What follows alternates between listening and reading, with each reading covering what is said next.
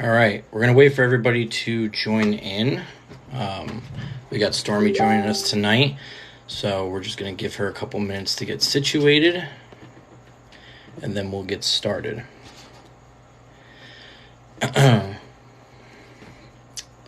So I hope everybody's doing good tonight. I enjoyed talking to you guys last Thursday. Stormy, I'm gonna invite you. Just sent you the invite. See if it works. Oh, I think we got something. You got me? Got you.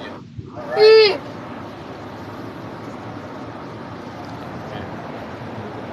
Computer.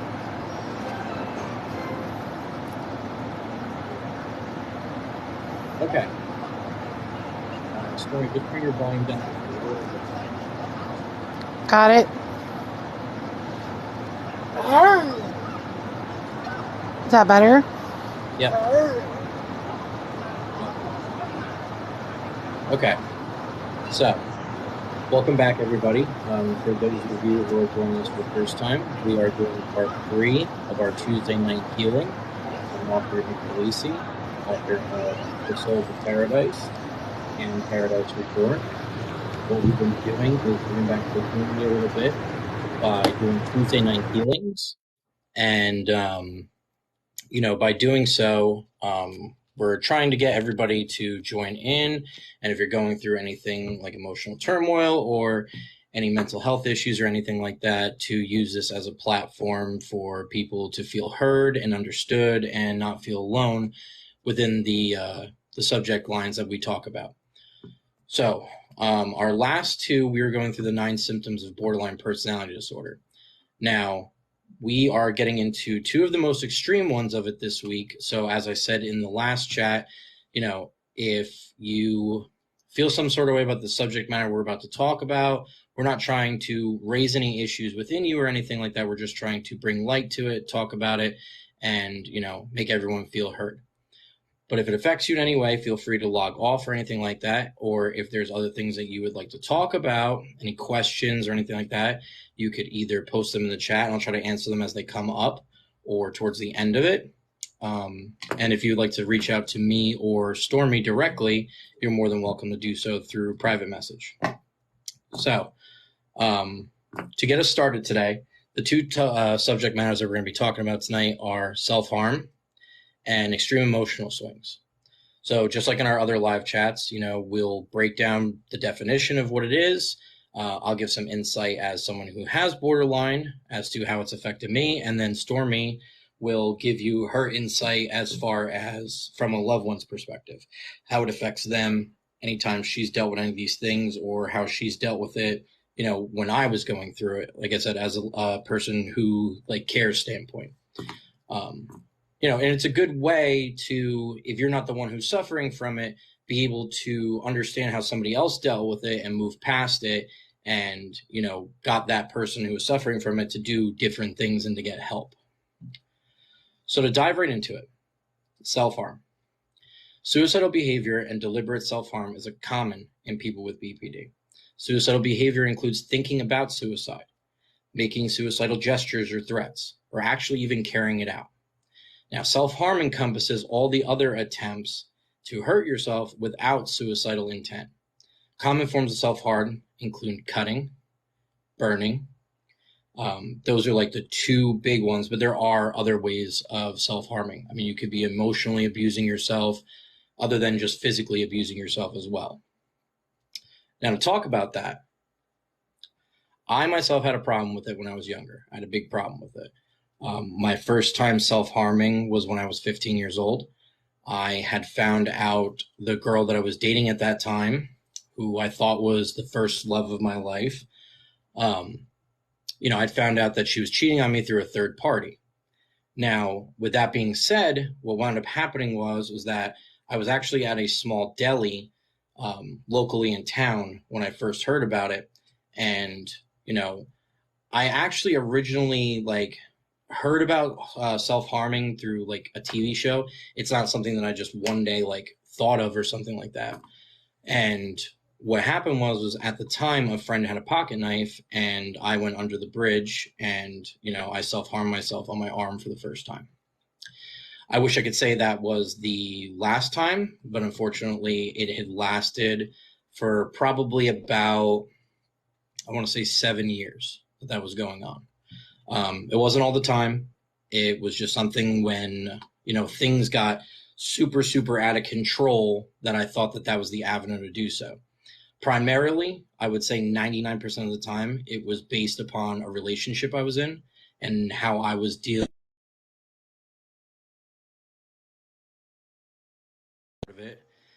And I needed to figure out a way to deal with it. And I couldn't actually deal with it and stuff like that in the moment. I kind of felt like I was like combusting. So, it turned into a habit that where I was either getting cheated on or perceiving that I was being cheated on, when most of the time when I perceived it was actually happening. But that was my way of dealing with it. It's not something I'm proud of, but it's also something I'm not ashamed of because in the moment it worked. It's not a healthy way of making it work whatsoever. There are so many other things that I could have done in the meantime that would have been a lot healthier. But it took going to therapy and stuff like that to figure out those things. When you're in your teens and stuff like that and you're dealing with all the emotions of growing up and stuff, you don't really know, how to deal with them, especially even if you don't, because I didn't know I had borderline until I was like 21 years old.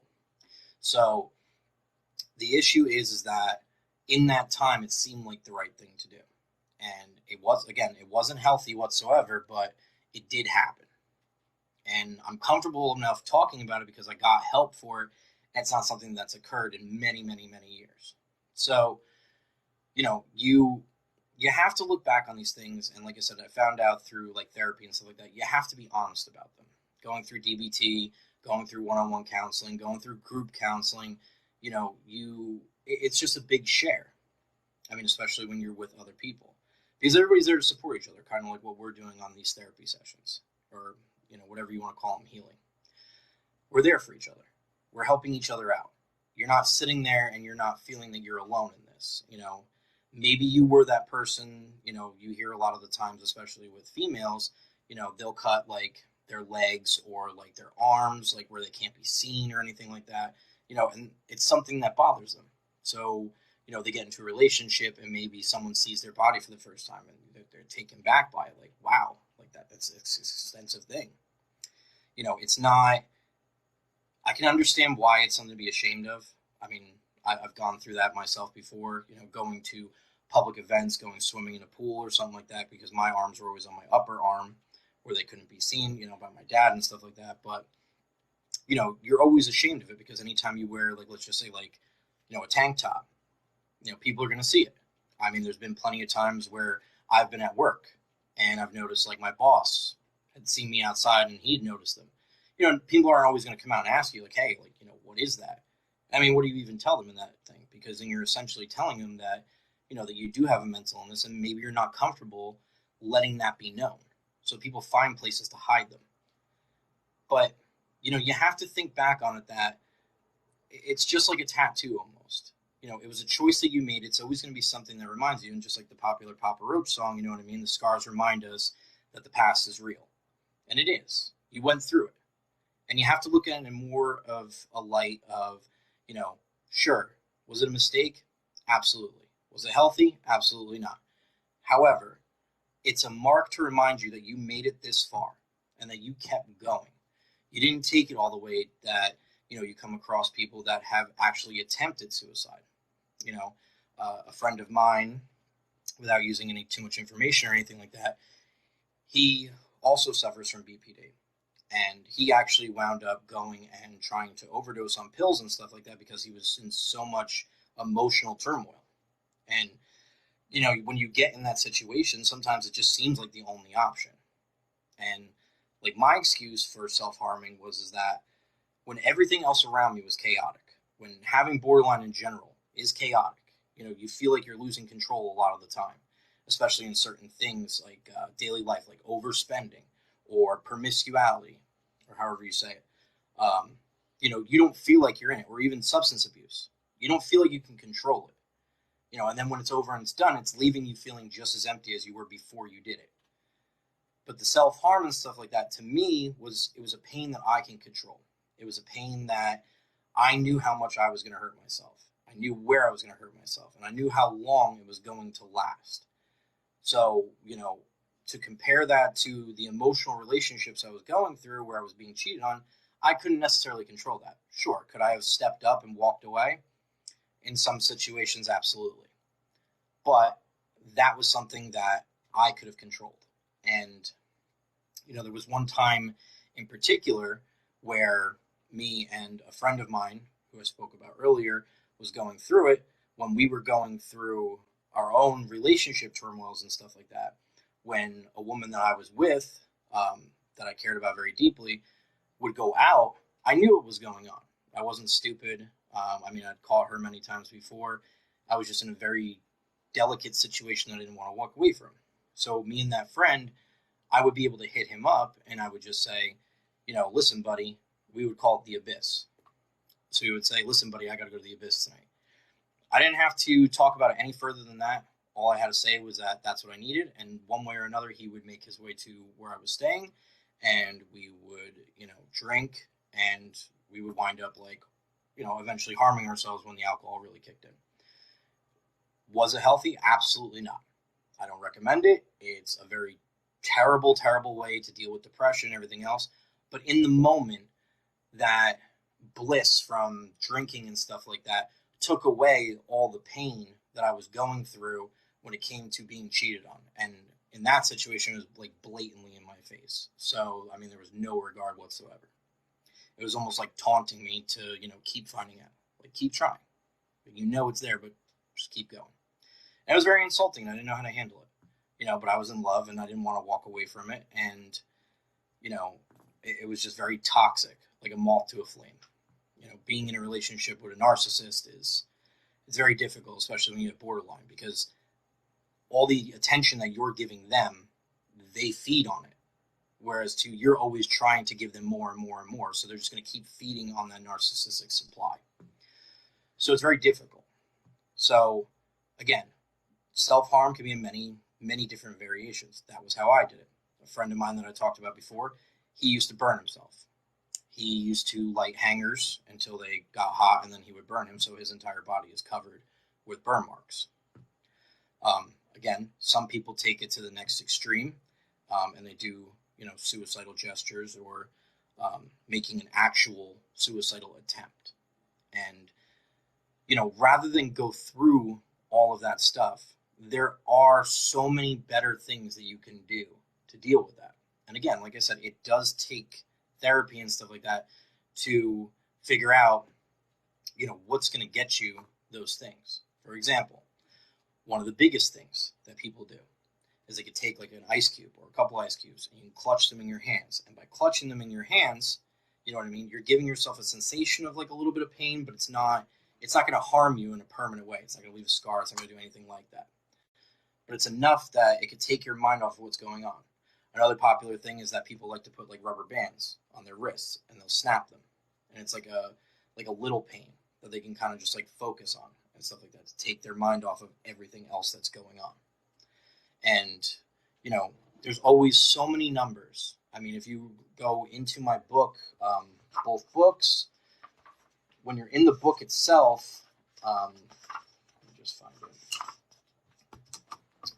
it. Bear with me for just a second. I put in the books, as a special thing, I put that the book contains trigger warnings to let anyone know that's reading the book, what to expect from it before you get yourself in a situation where you could relive some of the trauma or something like that. Especially in Paradise Reborn, they talk about sexual abuse and things like that in the book itself. So, it's good to know that going into it so you could prepare yourself mentally and then close the book if need be if it becomes too much. It also states in the book too, the suicide hotline, the substance abuse and mental health services number, and the National Sexual Assault Hotline. They're both in there because, you want people to enjoy the book, but you don't want to have them relive the trauma. Essentially the storyline of the book is erasing trauma. So it'd be kind of counterproductive if someone was reading it and they were reliving it and it was making it worse for them. which is why I included those numbers, because there's always help, always. And, I open my channels up as well, and there has been a few people that have reached out to me from watching these live streams. I'm not going to say names, but thank you so much for reaching out to me and stuff like that. It means a lot that I can help you, to talk to you and let you know that you're not feeling these things alone. And I always invite, so many people to reach out. I'll try to get back to you as quickly as I possibly can, with my schedule and stuff like that, but I'm pretty quick to answer, as the people who have reached out will tell. So to have Stormy come in at this point and talk about it from a loved one's perspective, Stormy, what do you have to say about this? I think the first time that you opened up and started telling me about when you used to self-harm, things like that, I had really never experienced that. I'd never done it. I'd never really been around anybody that had. So it was definitely something eye-opening. It was definitely something new that I learned. And something that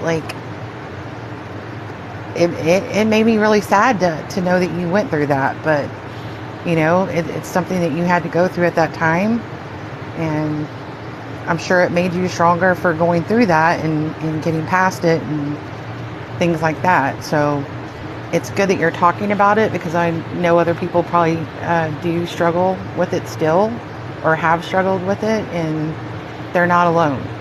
And that's the great part about this, is you definitely can relate to a lot of things that they may relate to. And some of us that may know somebody that does that may be able to help them by listening, to this, or hearing what we have to say about both sides of it. Right. Absolutely. And, again, it's within the book as well, because like I said, you have to imagine that Stella is mirrored after things that I went through in my own personal life. So, Stella also suffers from BPD, and that's why the main topic that we're talking about, because obviously, we're promoting the book and stuff like that, but we're also reaching out to help people as well. So within the book, Stella deals with that. She talks about it, and she gives her reasoning and stuff like that, which again mirrors my own reasoning and, memories along with that. But like I say on all of these Tuesday night healings, we're all in this together. We all have different things. I may have borderline, you may have bipolar, you may have whatever the case may be, but we're all in it together. We're all working together to, help each other out, because mental health services aren't always available. And it's not to say, like I said in the last one, and like I'll say in everyone, I'm not a mental health professional, anything like that. I'm just someone who has it and can speak from experience. So, don't take my advice as far as, this is the one thing to do it, because there's over 200 different variations of borderline alone. They may break down into 4 major categories, but there's so many different variations, and they're usually combined with something else. So everything is going to be different for everyone else, but we can find similarities within it. You know what I mean? So if you're ever feeling that, like I said, there's so many different options to go and get help, to not go down that path. So many. And like I said, if you ever feel the need, you need somebody to talk to, you can absolutely reach out to me. I would never disclose information, anything like that. We could just chat, and maybe it'll help you. You know what I mean? Maybe I can get you past that point. With that being said, we're going to jump on to our second one, which is extreme emotional swings. To define this, unstable emotions and moods are very common with BPD. One moment you may feel happy, the next despondent. Little things that other people brush off can send you into an emotional tailspin. These mood swings are intense, but they tend to pass quickly, unlike the emotional swings of depression from bipolar. Okay. With that being said, they can last sometimes a few minutes, sometimes a few hours. So it really just depends on, I guess, no, I'm not reading a horoscope. I'm talking about borderline personality disorder. So what that basically boils down to is that the swings is probably one of the biggest things that I ever felt out of probably everything on this list, with maybe the exception of what we're talking about next week. But That's the way I've always described it, as the swings. Um, yes, I'm a little nuts too, but yes, it's always good to love, your family and stuff like that, and be there for them, especially with something like this. The emotional support is always the greatest gift that you can give to anybody, and I thank Stormy for that constantly. With the emotional swings, though, so you could be sitting there, you could be just having like a normal day, just at work or something like that. And like for me, I work in retail, and a customer can come in and just do probably the most innocuous thing without even, intentionally doing it. Or sometimes they'll even come to the window and they'll do it purposely, which I've dealt with just countless times. But they can come in here and they could just send your entire day into a tailspin, and they could just spiral out of control there. A good example for me is that, I have my phone and stuff like that set to the people that text me the most, different ringtones, so I know who's texting me or calling me before I even look at it. And my ex, whenever she messaged me and stuff like that, she has a specific ringtone, and usually when I hear it, I know that I have a headache coming on, or it's going to turn into something bad. And it's helped me be able to regulate that emotion a little bit better, because I know before I even look at it, take a breath, relax. It's probably something stupid. We'll just get through it. Because in the past, when I didn't have that ringtone set, I would think maybe Stormy's texting me, or like my dad or my brother or something like that. And then I would see who it's actually from, and then I would get upset by it. So at least if I know it's going to happen, I can kind of prepare for it a little better. Other things when it comes to that, there's plenty of times, even to this day, where like I'll go into work, everything will be fine, and then I'll just feel it almost like it's happening. I can feel the swing basically like coming on. It's like a cloud of like emptiness just starting to like pour in. And there's really no way to stop it from happening, or at least I haven't found a way to stop it from happening. But when it hits, you're just like stuck in it. I mean, mine have lasted like hours. Sometimes, it's lasted like an entire day or two where I'll just be on it. And, it's different from depression. So it's not to get the two of them like completely combined. Yes, they are very similar, but they're not exactly the same thing.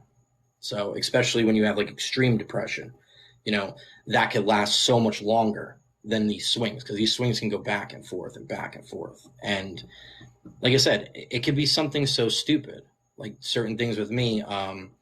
Like the last time I went to the dentist's office, I had an abscess on my tooth, and I asked the dentist to give me antibiotics so I can get it taken care of before she started doing any drilling and stuff like that. I was also trying to push it off because I didn't have the money to pay for an entire root canal.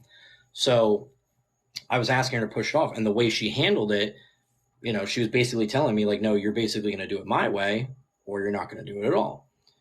And in my opinion, I thought that was extremely unprofessional, because I was saying like, I was very sick in the moment and you like weren't willing to help me. So like I took that very personal, and it got me extremely angry. Whereas a normal person would just be like, okay, well, if she doesn't want to help me, I'll just go somewhere else. Sierra, you said, what have you found that helps you regulate away from this feeling while you're in the moment? I try to focus on other things. I try to remove myself from the situation. I try to take a step back. For me, I'm a smoker, so I'll go outside, I'll have a cigarette and try to calm down. It's not that it always works. Actually, a lot of the time it doesn't work. So I'm still working on that. I mean, it's a lifelong thing that you got to work on. So, I'm trying to figure that out. I don't have a concrete answer as far as that, because I haven't figured it out yet. And I'm sure everybody handles their emotions and the swings in itself in vastly different ways. So it's kind of tough. I've learned primarily what my biggest triggers are. And for me, my biggest trigger is being in a relationship. I haven't been in a relationship since 2017. So that's been a good thing for me as far as getting everything under control. Because when I was in a relationship and stuff like that, you tend to, well, at least in my case, I tend to overthink a lot. So you have that, like we talked about the other week, that perceive of being abandoned. And when you grow up having to deal with that a lot while also being in relationships where it's happened, you know what I mean? You kind of come to expect that this thing is going to happen. Now, with that being said, being in a relationship for me is a big trigger, especially my last relationship where I was being cheated on pretty frequently in the last 2 years of it. So,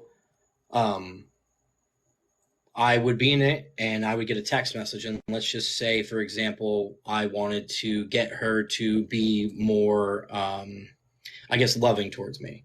Like sit on the couch next to me, like hold my hand, like show compassion, just say like, I love you, or ask how my day was doing or something like that. And when I didn't get those things, I could feel the swing coming on like a storm. And it's just sitting there and it's weighing on you and it's weighing on you. And you're just sitting there like, why am I not good enough? What am I not doing right? Why didn't she ask me how my day was doing? Why didn't she kiss me when she saw me? Why isn't she texting me? And it's exhausting because it's just going and going and going and it doesn't stop. And, you know, unless you're with somebody who truly understands how your mind works when it comes to that, you know, they're never going to understand. Like, you know, like my ex in my last relationship said I was emotionally needy. It was like almost like taking on the burden of a child, because you had to constantly show affection. And in my defense, the reason why I wanted her to show affection so much is because she was showing affection to other people, and I didn't understand what was wrong with me. So my way to latch onto her to prove that she still wanted to be with me was to constantly seek that affection from her. And it actually wound up driving a massive wedge in the relationship. Because, you know, no girl wants to be with somebody who's not confident. Just like no guy wants to be with somebody like a girl that's not confident, or whatever your preferences may be. Nobody wants to be with a significant other if you know they're not confident. They constantly are seeking reassurance. It's a draining thing. It's like, how many different ways I have to tell you that I love you? How many different times? I have to tell you all day long. Like, it can be frustrating for people. But when you're growing up in a situation like my own, where you're used to, you know, being mistreated by women literally from birth, it's like subconsciously you're seeking that. It's like fuel. It almost like gives you like this euphoric feeling when you're told that you're important, when you're told that you're loved. Like it brings you into such a different dimension that a lot of people who don't have that problem can't see it that way. It's just like, you know, what the hell is wrong with you? There's nothing wrong with me. I like to love and I like to be loved in return, just like most people do. I just do it more intensely. You know what I mean? I'm that guy that's going out and doing the scrapbooking and the creative ideas and all these like artistic things and stuff to show my way of caring. Like with my last girlfriend, you know, I would write her like novel notes all the time. So when she went to work, you know, she'd have this note and it would just be talking about like how much I cared about her and everything like that.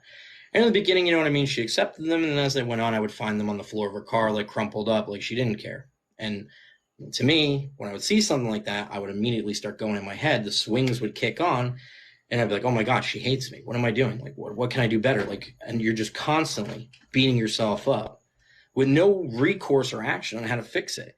And you just start tail spinning at that point. And for me, those swings when I'm in a relationship last, because I've never been in a healthy relationship before. Never. And you know, it's almost like I actually went to the dentist earlier today and I was getting some work done. And one of the girls was talking about like her normal life and stuff like that, about how, you know, her boyfriend or fiance was meeting her grandpa and stuff like that. And they were going to, you know, do all these things and they'd go out and they'd have lunch together and stuff like that. And I'm like sitting there while they're working on my mouth and I'm just like, man, so that's what normal feels like. That's what it's not. It's not going to the bar and meeting up with somebody random and, you know, like waking up the next morning with feeling empty. Like, you know, it's not that toxic thing that I'm used to. Like seeing normalcy and stuff like that is just, it's so odd because I'm just so not used to it. But I learned my judge of character when it came out to picking significant others was always finding people who had similar issues as me. And, you know, they're constantly combating, you know. Again, like I said, my last one was a narcissist. I have borderline. It's like a moth to a flame, the entire relationship. So to be able to find that common, like non-swing relationship where you're just like, you look forward to watching a movie together on a Sunday, or going apple picking, or something just so simple like that just seems so far fetched to me. It just does. I hope to experience it one day. I'm not opposed to being in a relationship. I just need to, I guess, thoroughly vet out the person I would consider to do that with, and then see where I stand as far as that goes. And, obviously take it slow and see if I can handle that, because it's like anytime I get in the arena or anything like that, like I just start thinking like, no. And I just start like boiling over in my head, and it's just like, it's not worth it. I'm not going to sacrifice my mental health for, something that I don't need, because creature comfort, yeah, it's a great thing to have, but it's not a necessity. It's not something that you absolutely need to have in your life. Again, everybody wants that person that when you come home from work, you can look over at and say, how was your day today? And have them genuinely care and ask you how yours was and listen to your problems and be there for you. And maybe they sit next to you on the couch and put their arm around you. Everybody loves creature comfort. As human beings, we are social creatures. It's just something that we all look after. You find it's a little hard to believe something after going through something for so long. Believe what in particular? Send me another question about that. But it's a beautiful thing. It really is. And if you're not going through the swings, life can be great, and you can think you're on a good path, and then boom, something hits you and you're going through it. And it really makes everything spiral out of control unless you can somehow get a grasp on it. That's something that I still deal with, pretty regularly. I wouldn't say every day or even every week, but, enough that it's still something that I have to keep working with. So, Stormy, what would be your take on extreme emotional swings? Even as a friend, we've experienced something similar, emotional swings, just on the norm. And again, because before I knew about the borderline personality disorder or what was going on with you and why things, your emotions were like that, and you'd say things, and until you really understand it or try to understand it and go through it, you a lot of times, like you said, it kind of makes the relationship non-exist anymore. I mean, it's pretty much that person just like, I've had enough. Also, like, just, I know a couple of times, like, you'll go through the swings where you want the creature comfort, and I know you're going to go through that, and I ride it out with you, and thankfully you realize what's going on, and it doesn't, normally go so far to where you're getting hurt, you're getting, the raw end of the deal.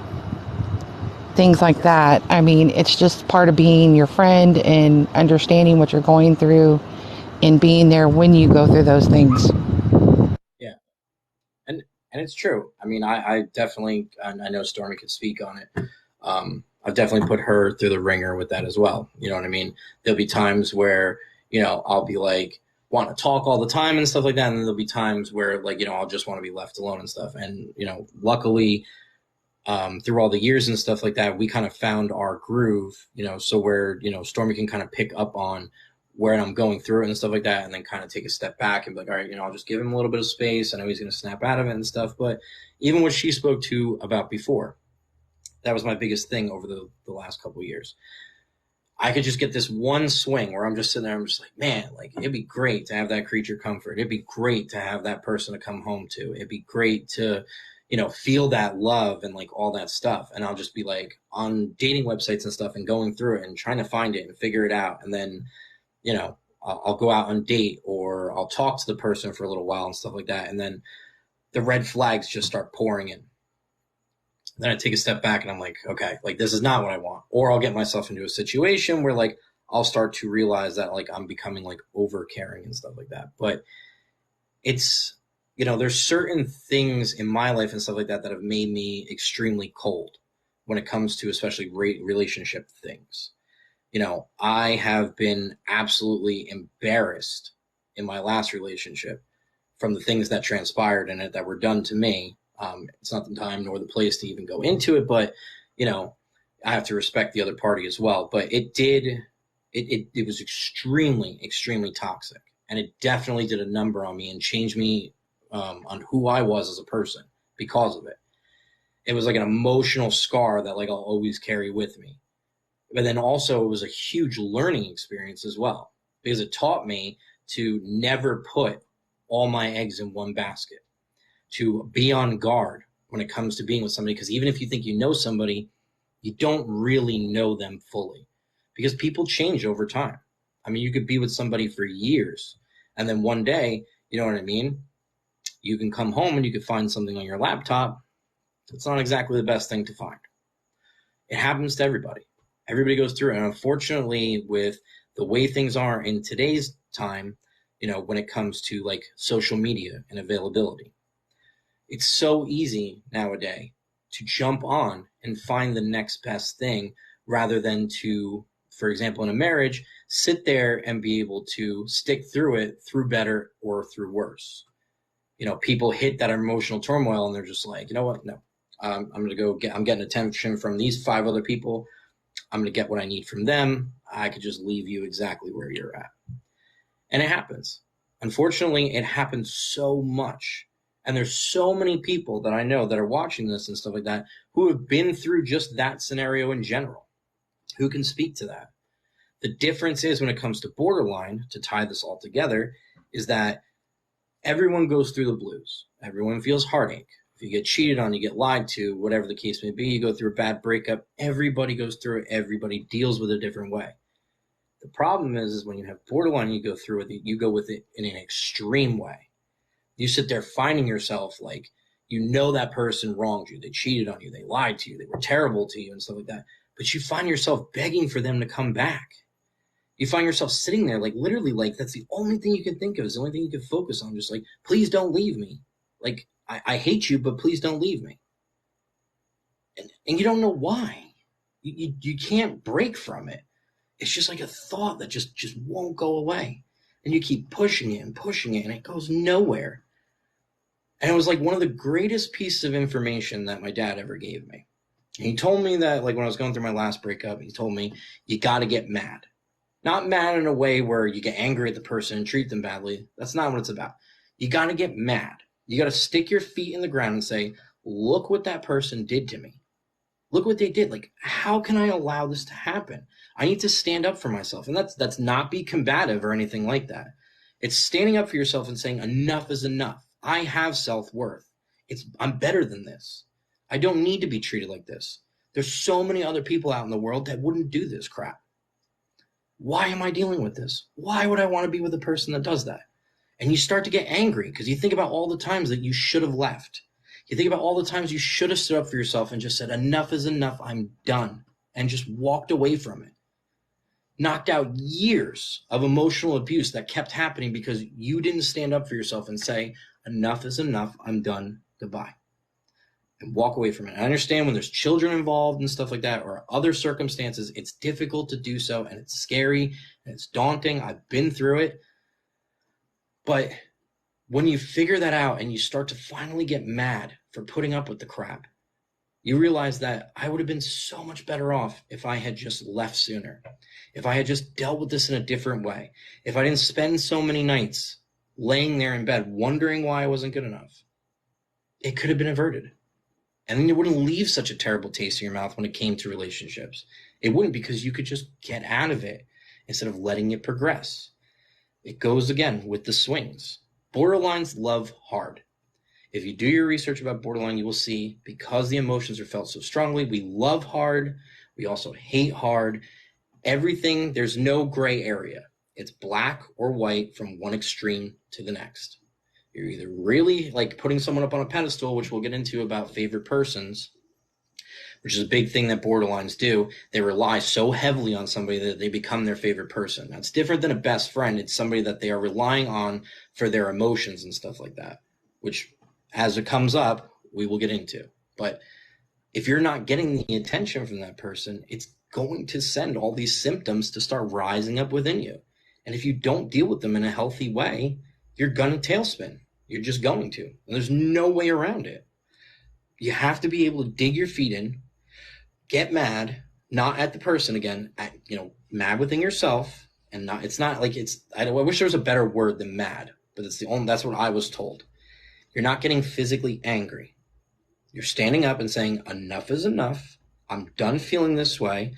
We're moving on to a healthier thing and being done with this, just in general. You have to remove yourself. And we said before, in one of our other chats, I said I take a lot of inspiration. One of my personal heroes is Justin Furstenfeld from Blue October. He said in his live and Things We Do at Night tour, there's only so long someone wants to watch you circle a drain before they tell you, like, enough is enough, get up and do something about it. And that's all I'm saying is by getting mad. You have to sit there and say, enough is enough. I'm not going to keep using alcohol as a crutch. I'm not going to keep seeking out random people to find creature comfort to get over somebody else. Because even when you do those things, when the thing you're doing is done, you're always going to find yourself just as empty as you were before you did it. It's just a temporary solution to a long-term problem. And that's what it all boils down to. The emotional swings and the self-harm tie real close together, because sometimes when you go through an emotional swing, it leads right into self-harm. But you have to be able to find your triggers. You have to be able to find the things that set you off. You can do them on your own by what I recommend always, keeping a journal. For me, for years, I would write down everything that happened every day. And I did that for 4 years straight. Didn't miss a single day. Wrote it down. And then I'd sat down numerous times and read through the entire thing. And I could relive those moments through my writing to feel what I was going through then and stuff like that. And I learned on my own, with also the help of therapy and stuff, these are the things that was doing that. And you could watch the progression, like fine, something happened. Now it's spinning. And then it's almost like a clock. Eventually it's going to come right back to the top, to where you were when you were fine. But you watch that spin just going and going. You're like, man, like if I had just stopped answering her and feeding into this crap, it wouldn't have blown out of control like that. I could have just put the phone down, walked away, gave it about an hour or two because the conversation's not going anywhere, and then come back to it with a clear head and just be like, you know what? This conversation's not going anywhere. Let's leave it is what it is, and we'll just move on and talk about something else, because obviously the fighting back and forth is not going to help anyone. And it's especially true when you're dealing with an ex, especially like if you have children together or anything like that. It can be very toxic. You want the nuclear family and stuff like that, where everybody gets together on like Christmas and stuff and we're all buddies. But the reality of the situation is, for most people, it doesn't work out that way. So you have to somehow find a happy medium to co-parent, and, maybe you don't like each other, but, you have a child together, so you respect that fact and you just leave your drama and bullshit at the door. You're there for the child, and that's just what you focus on. Don't entertain the fighting. Don't entertain the crap. Sometimes it's so much easier said than done. I go through it personally all the time.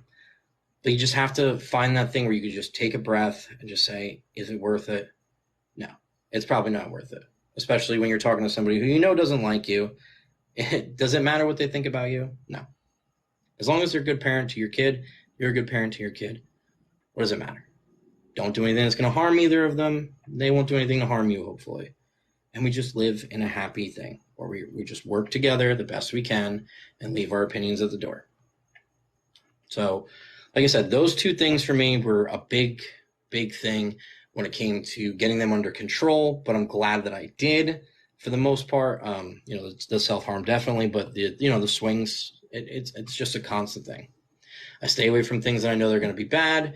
And I try to, if I'm thrust within it, get myself out of it. I have my different methods and stuff like that. Like usually on Saturdays and stuff like that, I like to just spend time here in my room and, watch movies or play video games and just be alone. That's my time to decompress from, the stress from work and whatever else is going on in my life. And that's just like my, I guess, safe place, you can call it, that I can retreat back to. So to start wrapping things up here, we have our Thursday night book review coming up this week, where we are going to be doing chapters 4 and 5. They're good chapters, and I got some exciting things to talk to you guys about when that comes up. If you're new to watching this right now on Thursdays, We are going through my first book, The Souls of Paradise. In this book, I am not reading the chapters, but what I'm doing is I'm giving you insight and Easter eggs within the chapters and stuff like that to talk about, what inspired me to do it, or where I picked that from my own life, or, where I got these ideas from within the book. If you haven't gotten the books yet, okay, you can absolutely go on Amazon. They're both on there. The links are also on my page if you like my page. They're 99 cents if you want to get them for the Kindle. If you want the hardcover and stuff like that, like I always say, I don't really set the prices, although KDP has you do it. I have to set them based off of what Amazon is charging to print them. I only make literally $1.32 off of them because I'm not doing it for the money. I'm doing it because, I've gotten so much good feedback about you guys liking my writing and stuff like that. I'm glad I get to share that personal part of myself with you. There's nothing to do with a monetary value. Like I said, you can go on the Kindle and you can get the Kindle for 99 cents. So if you want to get the book and you want to read along with us, and then as you're reading it, hear what the Easter eggs are and stuff like that, I invite you to do so. So like I said, if you have any questions personally, whether it be about our healing or about the book or anything in general, you can absolutely direct message me, whether it be on here or our Facebook, wherever the case may be. So that'll be Thursday. Next Tuesday, we'll come back for our part 4 of healing, same time, 7 p.m. Eastern Standard Time. And on that one, we will be talking about chronic feelings of emptiness and explosive anger. And I think that's going to be, that's going to be getting us close. We'll have two more healings on BPD before we move on to our next subject after next week. So 3 total. And then we'll be done with the borderline aspect of it. But for next week, explosive anger and disassociation. So as always, I want to thank you guys for coming out tonight and giving me the time to talk to you. I hope some of the things that we talked about and stuff like that gave you perspective to some things that you or a loved one may be going through, to give some sort of understanding of something that maybe that you're not comfortable talking about or they're not comfortable talking about. I hope that, my own story and stuff like that, can help you guys get through it and know that there is a way out of it, that you can go into remission. It may not always be fully gone. It is a lifelong thing, but you can find remission to where, like, if you went to go see a psychologist or a therapist, they can say that you're in remission, because you have to be hitting, on 5 symptoms regularly in order to be even diagnosed with it being active. So hopefully that helps. Thank you all to everyone who's reached out to me, to everyone who's bought the book. It's been truly a blessing, and I thank you all so, so much for your continued support. Like I said, if you guys ever need to talk, anything like that, or you want more information as far as resources or just personal info, please don't hesitate to reach out. I'll let Stormy say goodnight, and then we'll bring this to a close. Night, everyone. Thanks for joining us. Okay. And I'll see you guys on Thursday for our book review.